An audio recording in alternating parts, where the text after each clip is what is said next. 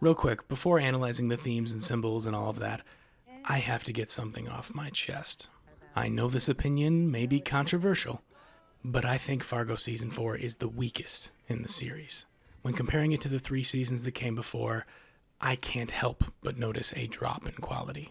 This isn't something that can be noticed right away, because when I say drop in quality, I'm not talking about what we can see while viewing it, I'm talking about what we feel. Everything in this season that's tangible is a treat. The cinematography, the sets, the costumes, hell, even the music. It's all beautiful. Sometimes even amazing. But that isn't the quality that I'm talking about. And I don't mean the characters either, because like the visuals, the characters in this season are also some of the best. I'm not sure if I agree with Chris Rock having such an important role. His line delivery is misplaced, to say the least. But other than this, I felt that the casting was perfect, and that the characters these wonderful actors played were beyond perfect. It's just that, for as interesting and rich as these characters are, many of them are underused. The backstories of the characters are incredible, but the plot that moves them through the season isn't. It's paced oddly, and at moments, especially towards the end, it just comes off silly, but not in the usual stranger-than-fiction Fargo way. And, for me at least, the final 2 episodes were very underwhelming, whereas all the last stretches of the past seasons had me at the edge of my seat. Now, before you dislike the video and click off of this, I'm not saying I didn't like Season 4, because I did, a lot. All I'm saying is that it just didn't impress me as much as the seasons to come before it. And maybe this is also due to it being so thematically different than seasons 1 through 3. What I mean by this is that the absurdity and cosmic irony of all the things that gave the first 3 seasons that feeling of a Coen film seem to be replaced, or at the very least diluted in Season 4. To me, really only one of the episodes in Season 4 feels like something that the Coens would make. Now, I'm not saying this season lacks anything allegorical or symbolic. I'm only saying it doesn't strike at the same depth as the previous seasons. The first 3 seasons explore human nature, the forces of fate, the unknowability of the universe. They examine what makes a story a story. Like the Coen brothers' filmography, these seasons focus on the philosophical. But Season 4 focuses on the sociological. It's about race, cultural identity, American history. Now yes, the previous seasons of Fargo have certainly commented on the sociological. They're about politics and crime and shifting social tides and Americana in general. But all these sociological themes were never the primary focus. The philosophical was. But in Season 4, this is switched. In Season 4, the politics take center stage and the philosophical is moved to the back. This isn't an objectively bad thing, but at least for me, I find the sociological topics less interesting than the philosophical, so maybe that's why I find Season 4 to be less interesting than the others. But with all this being said, I still do find it interesting. It's still an artistic achievement. It delivers its messages and asks its questions in the sort of ways that only Fargo could. But what exactly does it ask? What is it saying? This season is about segregation, the dividing of people into different groups. It's about the people separated by labels. It's all about the lines being drawn, lines that separate white from black, rich from poor, east from west, or even lines that form the borders of countries on the map. It's about the people divided by these lines and the people crossing them. It's about assimilation. Webster's defines assimilation as the process of becoming similar to something. Bist schon einer von uns. Think about this poor girl. No home of her own, just wandering the woods. This fellow said that to his mind, Goldilocks is the classic example of an outsider in search of himself. And I know you think part of being an American is standing on my neck. But I see the window signs. No coloreds, no Italians. So we're both in the gutter together, like it or not. I suppose, in a way, every season of Fargo deals with the societal lines that divide us. Every season is about people who don't fit into society and its rules. After all, the show is always about crime. But Season 4 takes a much more literal and focused approach to discussing those that don't fit in. Nearly every scene is about assimilation. For one thing, It's about different generations of immigrants arriving in America. Its focus on assimilation couldn't be clearer. The opening of the season shows us a montage of different foreign criminal groups moving into the city and squabbling with the former group for power and influence over the new environment. We see the Jews, the Irish, the Italians, and finally the African Americans, our main characters of the story. They are the descendants of freed slaves now trying to find their place in society. But like any other game of us and them, the society doesn't want to be changed. It builds fences to keep people out, draws lines to divide people, to separate them. The season communicates this visually in multiple ways. There are many shots of lines that divide, such as the field in the beginning where there is a clear segregation between two sides, or in like one of the final shots of the season, the line on the road that's faded with time. The transition shots found throughout the season are also a clue to this theme. The black barriers fade over the screen, segregating the characters. But this season is about these characters resisting this segregation. They want to fit in. They want to play a part in the system.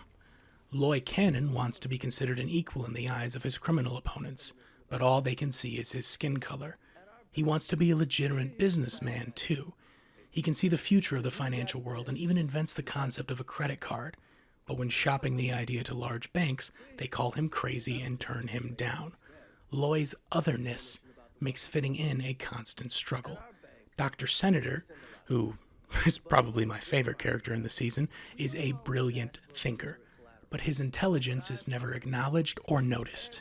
He wants to fit in with the intellectual elites, and honestly, he deserves to, but again, his differences make it a struggle. I spent 2 weeks crafting my conclusion, my analysis of international law, and I give him my report.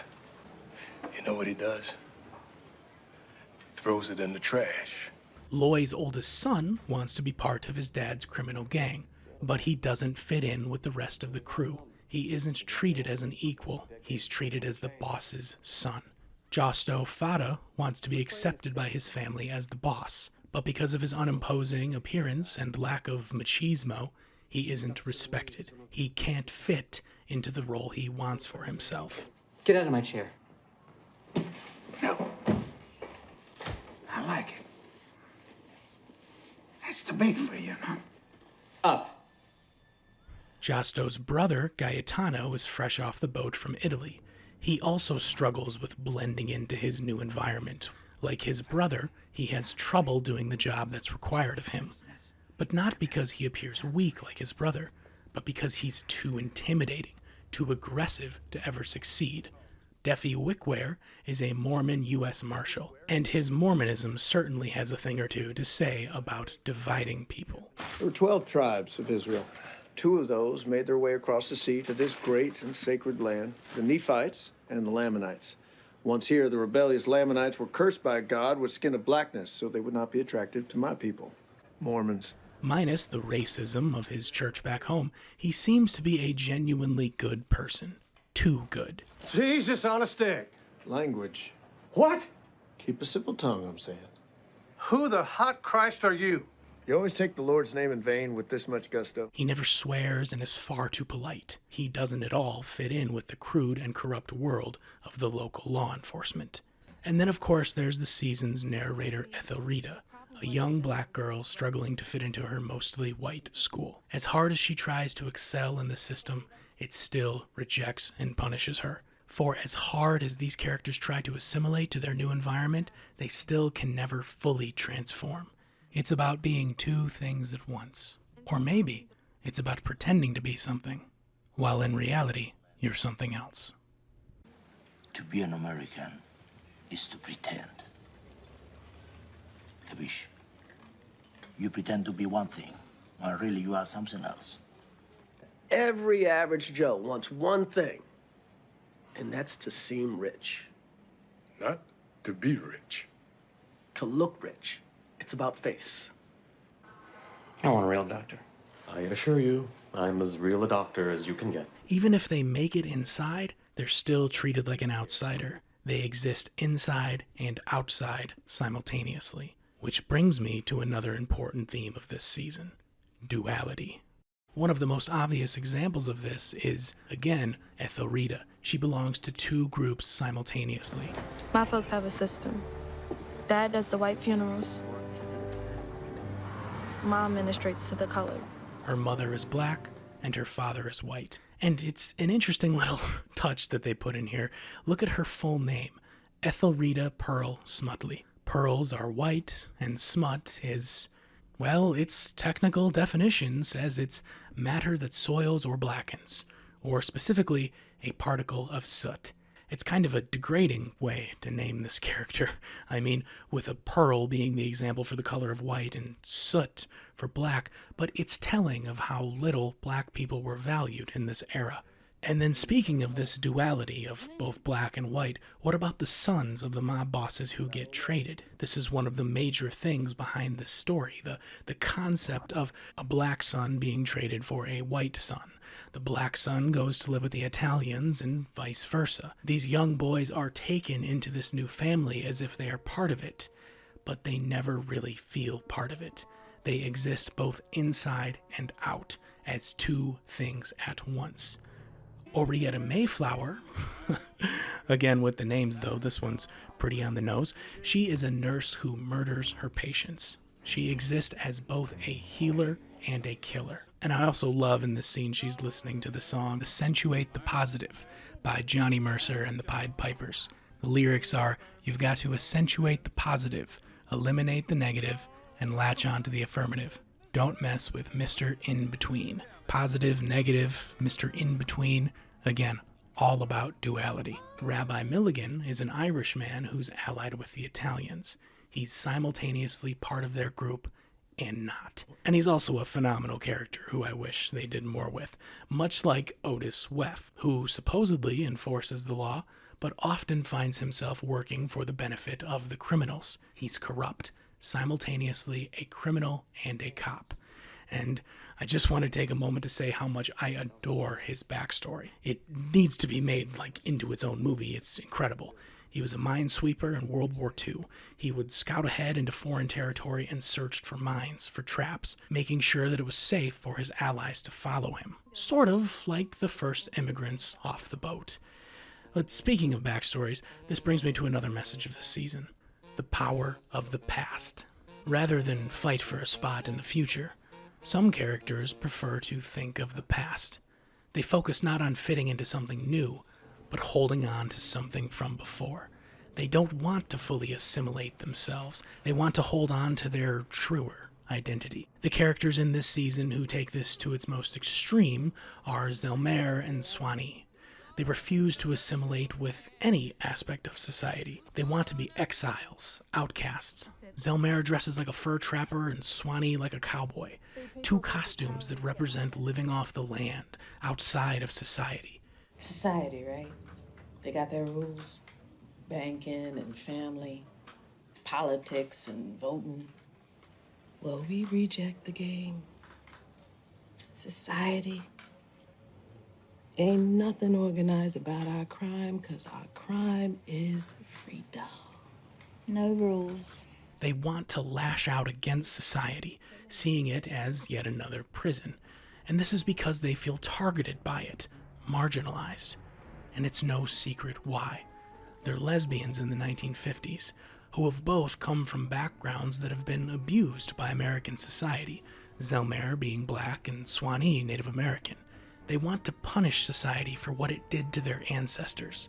Like many of the characters in this season, they look to the past for their identity. Not what they could become, but what they were. These characters hold on to their identity by holding on to their history. Many do this with physical objects from their past. Otis has a shrine of pictures and ceramic figurines to remember his dead fiancé. Gaetano keeps a box of teeth from a man he killed in Italy. Orietta keeps a closet full of trinkets belonging to the people she's killed. Ethelreda's father keeps his father's shotgun out of a sense of legacy, and on and on and on. The past is always influencing the present. And in this season, even the supernatural is used to show this, with literal ghosts from the past, ghost from a slave ship. It's about the forces of history, how the ghost from our past can still haunt us in the present. You kill your own father for us. What's that like? Who remembers? Who remembers?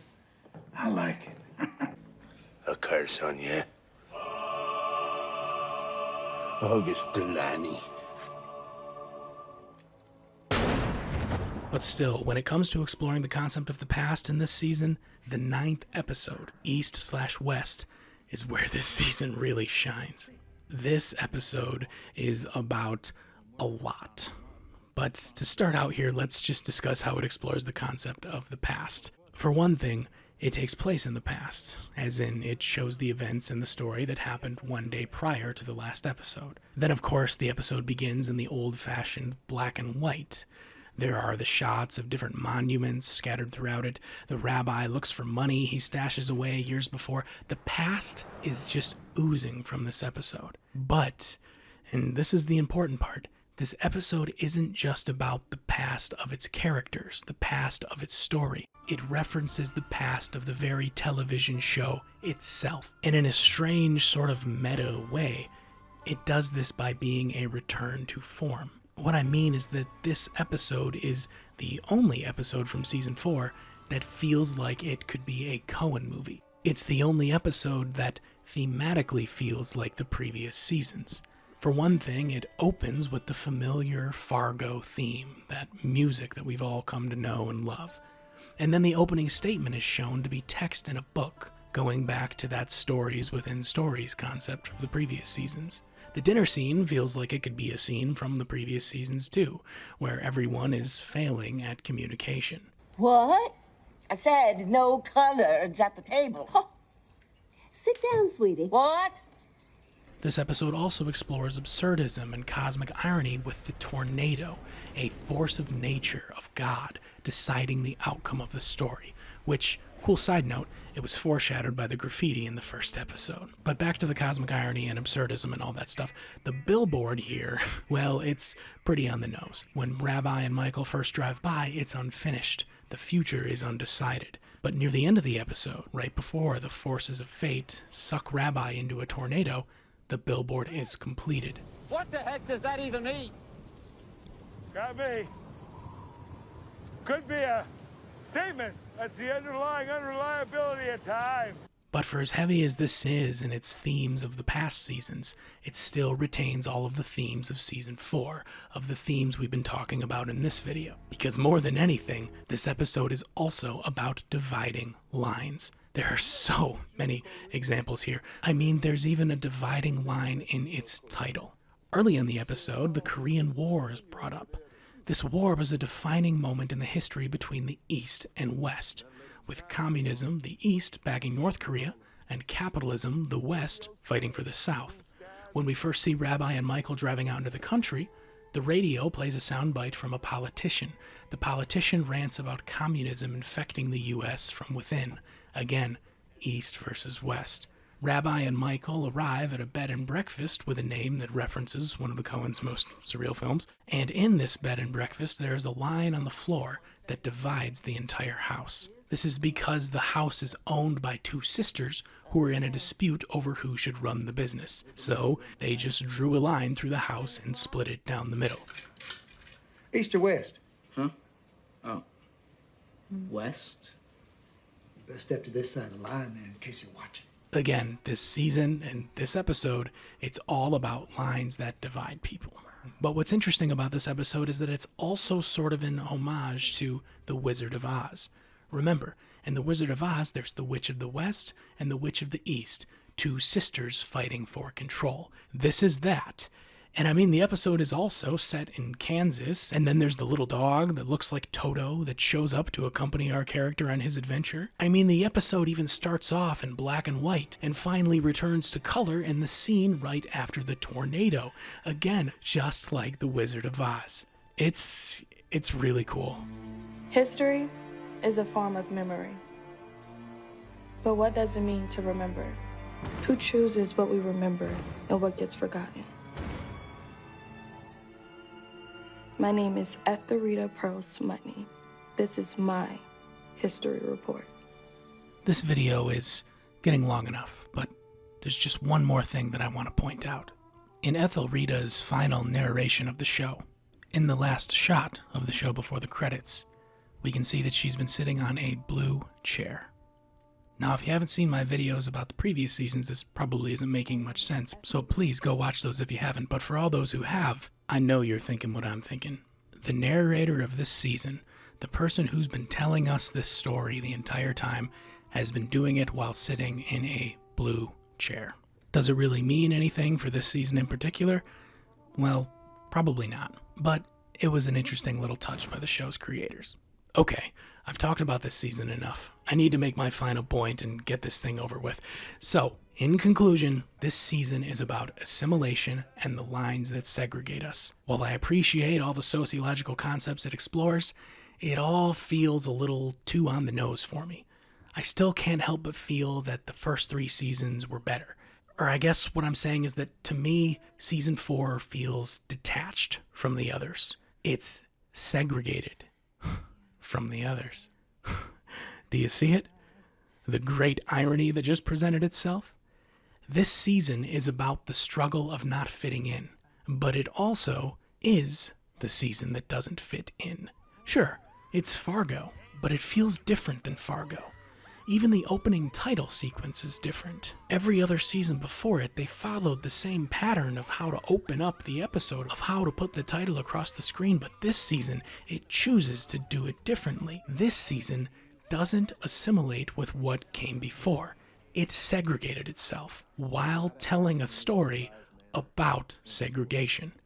Now, I'm not sure if this was intentional or not, but if so, then bravo, Noah Hawley. I mean, whether you meant this or not, like, the season wasn't perfect, but I mean, goddamn, it was still better than pretty much every other show, so I'll take it. Okay, I can't think of anything else to say about this season. I hope this was adequate for all the people that asked for it in the comments. Thank you for watching, and please check out all my other videos.